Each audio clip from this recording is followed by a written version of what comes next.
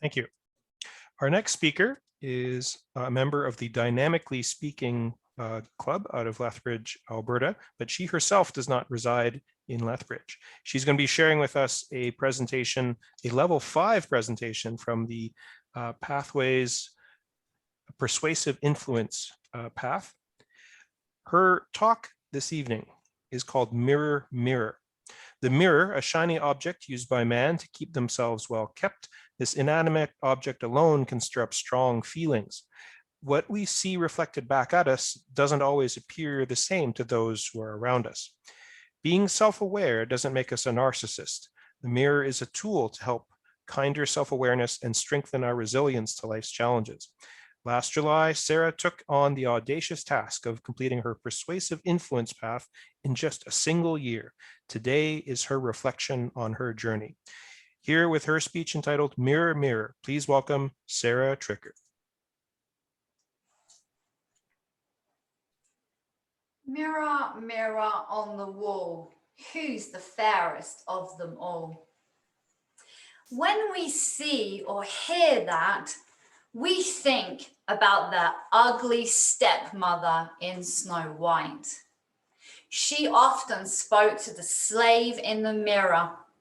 She used the mirror in a bad way to get rid of everyone who is in competition with her.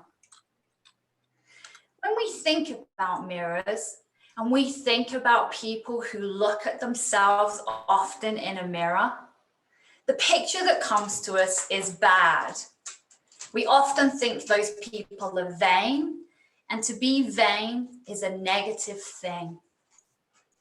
If we look at the history of the mirror and go back to cultures as the Aztecs, not only did they use water and the reflection, they also made mosaics of polished stones.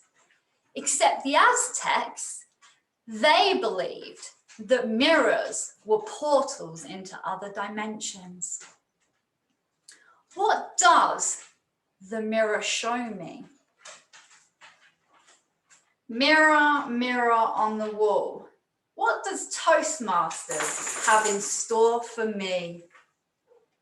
Before I began Toastmasters, I did a little bit of research, but I didn't really know what Toastmasters was about. I was kind of a little naive. I thought I was going to do some speeches, I'm going to get some practice in. I'm already pretty good. And like this practice is going to make me better. What did the mirror show me? After doing my complete year and finishing my pathway in persuasive influence, I found out that there's actually a proven process. I really could get my teeth into this, and quite early on found that this was actually way more than I had expected. I found a connection with people, especially because I started in the pandemic, had closed my store, and I was working from home. The only person that I actually saw was my husband. But now I've created connections with other people.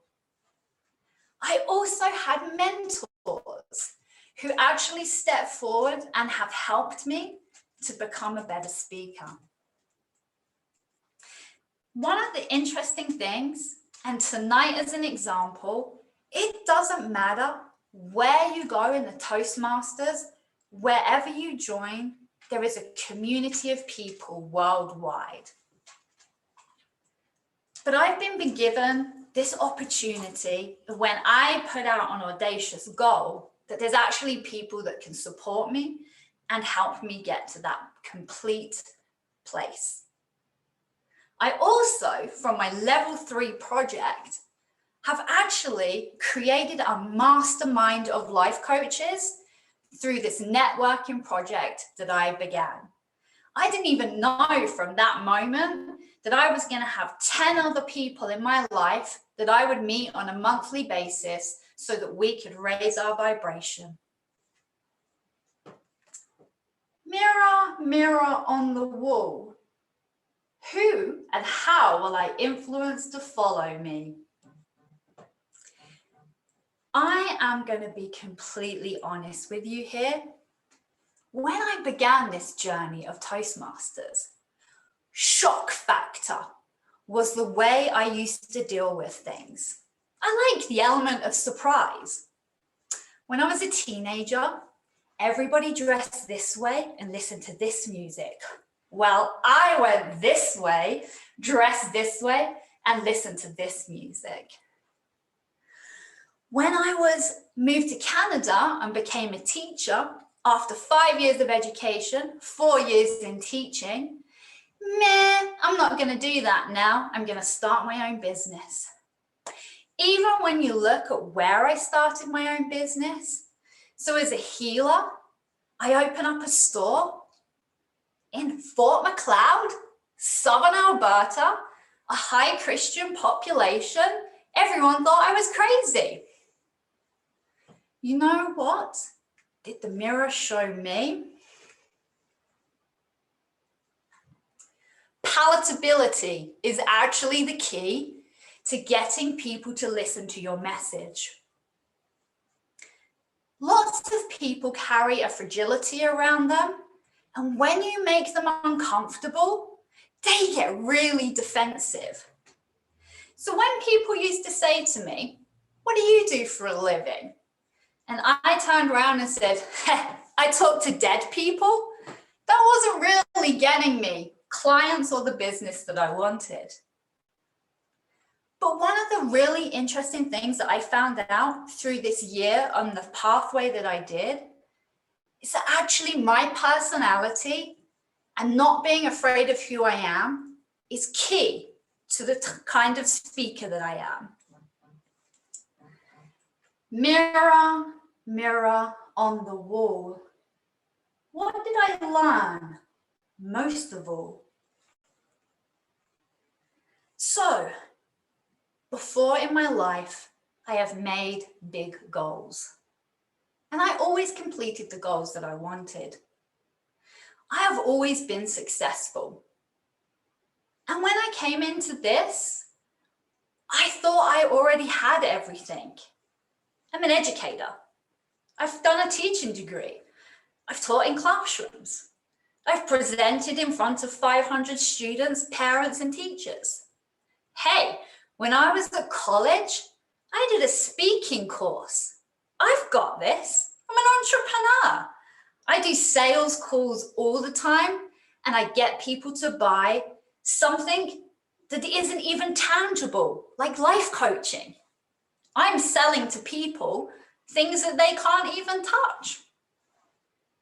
So really, when I think about it, and I step forward, I actually got into the Speakers Bureau of Canada way back in March too.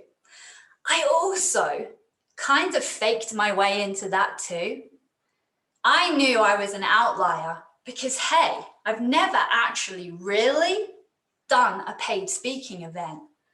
And when I was talking to the guy who had started the Speakers Bureau of Canada way back when, and he said, "We like you, we're going to take you," I was elevated up in the sky.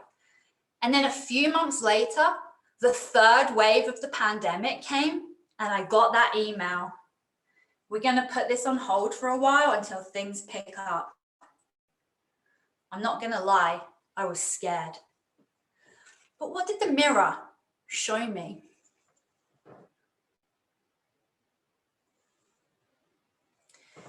There is actually way more that I learn in Toastmasters than I could ever have dreamed about.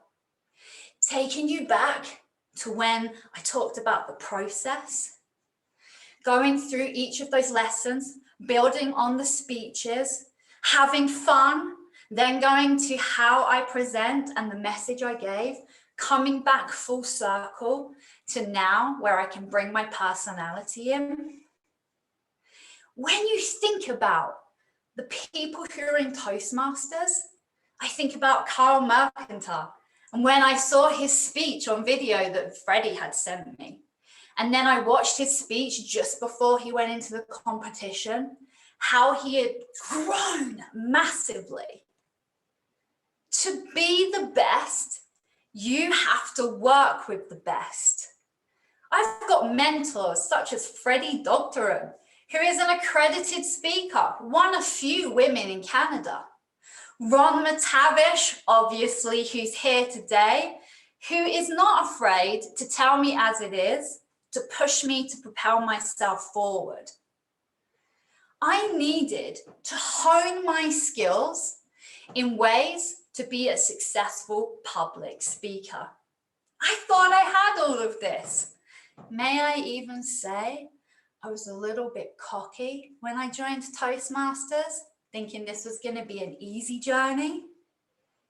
It's been fun, but maybe not easy, because the reality is I've had to take a hard look at myself and find better ways of presenting my message.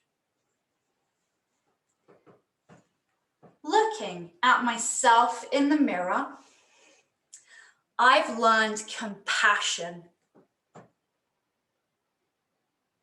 I have learned that I have inner wisdom. I also learned to stay into the present moment.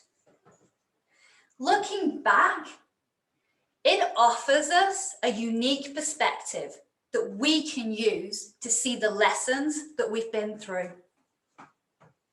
I'm in a position now where I think I too can mentor people and help other people through the journey that I've gone through.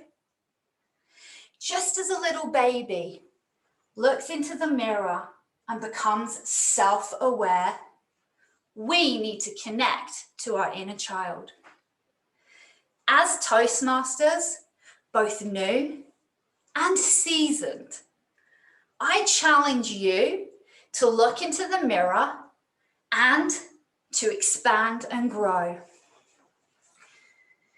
Mirror, mirror on the wall. What do you guys see when you look in the mirror? Toastmaster.